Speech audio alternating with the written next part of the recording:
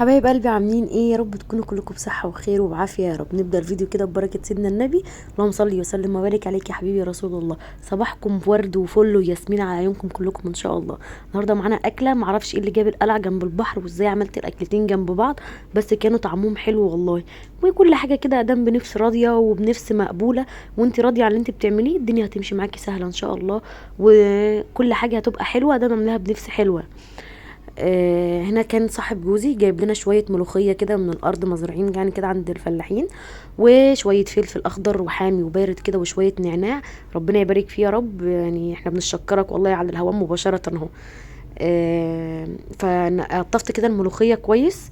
بشيلها كده من العود بتاعها، والورقه اللي بلاقيها وحشه بشيلها، وكمان النعناع هكذا.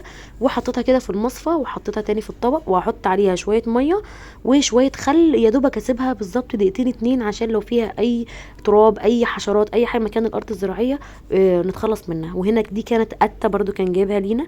القته دي حاجه من مشتقات الخيار للناس اللي مش هتعرف ايه هي. زيها زي الخيار كده بس هي طعمها احلى من الخيار. هنا كنت بدوقها، هنا ما عداش يعني اقل يعني دقيقتين تلاتة كده، ورحت حطها بقى في المصفى علشان ايه اغسلها كويس جدا جدا جدا. اي خضار لازم نغسله كويس وننقعه مثلا دقيقه ولا اتنين كده في ميه وخل، وبعد كده هسيبها بقى تتصفى. هنا برضو هغسل برضو الفلفل، اي خضار عموما يعني جابوا لينا غسلته.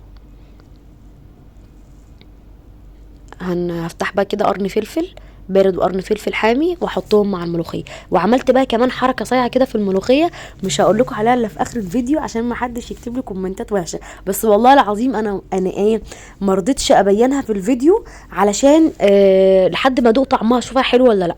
قلت لو حلوه هقول لكم عليها. هنا بقى هعمل كبده اسكندراني، عشان قلت لكم ايه اللي جاب القلعه جنب البحر، إيه اللي جاب الكبده الاسكندراني جنب الملوخيه. وكمان هعمل رز، يعني المفروض الكبده بتتعمل جنب مكرونه، لا اما تتاكل بعيش، لا انا عملتها جنب رز وبشعريه كمان وجنب ملوخيه. يعني ايه، كنا مهيسين خالص يعني. قطعتها شرايح زي ما انتم شايفين كده، وبعد كده هبدا اجهز في الدقه بتاعه الكبده. جبت بقى هنا شويه كده محترمين من الثوم، وندقهم بقى ايه، لو عندك كبه استعملي الكبه، بس انا بحب احط الثوم في الهون ده. انا هنا شلت معلقه علشان احطها في الشوربه بتاعه الملوخيه. وحطيت هنا شوية من ال11 بار بتوع الكنور، وشوية ملح وشوية خل وشوية فلفل اسود وكزبرة وكمون ده وليمون، ده اساسي في الكبدة. والتوابل اللي انت تحبي تزوديها زوديها، يعني ما تعتمد مش حاجة معينة يعني. وهديها بقى ميكس كده كويس واروح نازله على الكبده بتاعتي بالتتبيله دي، واديها بقى تقليبه يمين وشمال.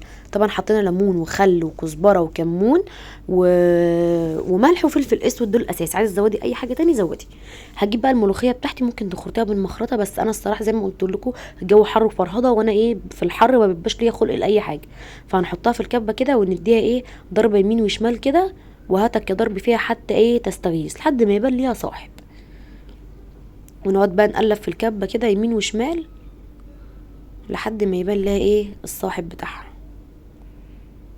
ايمن، في ناس بتزود ليها ميه وهي بتنضرب، ما تزوديش لها ميه، اللي كده كده اصلا هتتضرب وهتوصل معاكي للشكل اللي انت شايفاه ده، هو ده اللي انا عايزاه.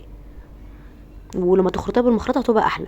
هنا الشوربه بتاعتي رحت نازله بقى بالملوخيه، وتديها تقليبه يمين وشمال كده بسرعه بسرعه بسرعه عشان ما تسقطش منك. الملوخيه بتسقط منكم علشان مش بتقلبوها كتير بسرعه قصدي. بعد كده هنقلها على العين اللي ورا لحد ما تاخد غلوتين اتنين واطفي عليها. ما تسيبيش الملوخيه تغلي معاكي كتير عشان دي سبب من اسباب ان هي تسقط معاكي. وفي الشوربه كمان حطي مكعب مرقه هتبقى حلو. طبعا عملنا رز بالشعريه المعتاد بتاعنا، بنحمر الشعريه في الزيت لحد ما تاخد اللون الذهبي بتاعنا، وننزل بالرز والملح والميه لحد ما نعلي النار لحد ما يشرب ميته خالص، وبعد كده بنهدي عليه النار خالص خالص خالص. هنا بشرحه كل مره علشان لو لسه حد جديد لسه شايفني ما بيعرفش يعمل الرز. اكيد في ناس ما بتعرفش تعمل الرز، كلكم شطار وكلكم امامير. يعني ايه عشان لو حد ما بيعرفش فاحنا بنقول. هنا بقى اقطع بقى شويه بصل وشويه طماطم وشويه كام قرن فلفل حامي كده، بس ده ما كانش حامي يعني، كان عادي يعني مش حامي عشان احنا عندنا اطفال، والاطفال ايه احباب الله، وزي كل فيديو والله احنا اللي احباب الله مش الاطفال. حطيت مكعب زبده وشويه زيت، وهنزل بقى بالخضار بتاعي ادبله عشان الكبده زي ما احنا عارفين ما بتاخدش وقت، يعني 5 دقايق على النار كده وبنروح طافيين عليها. وهركن بقى كده الخضار على جنب لحد ما الكبده تاخد بس تشويحه على نار عاليه جدا عشان ما تجيبش ميتها. وبعد كده هديها تقليبه كله في قلب بعضه 5 دقايق بالظبط. وبعد كده رحت نازله بمعلقه صويا صوص ومعلقه دبس رمان وطفيت عليها. وهنا الرز كان مية مية وكانت الدنيا ايه تمام. الحاج صاحب البيت كان وصل وجاب العيش معاه. قلت له هات عيش يا باشا علشان لو انت ايه حابب تاكل بالعيش كل، مالكش دعوه بالخلطبيطه بالسلطه اللي انا عاملاها دي. وساب بالعيش وكل برضو بالخلطبيطه بالسلطه. يا جماعه انا اصلا حد شطور كده وما بيعملش حاجه وحشه، صح؟ شجعوني بقى يا جماعه، والله انا محتاجه الفتره دي حد يقف ورايا ويقول توت توت شد حيلك يا كتكوت.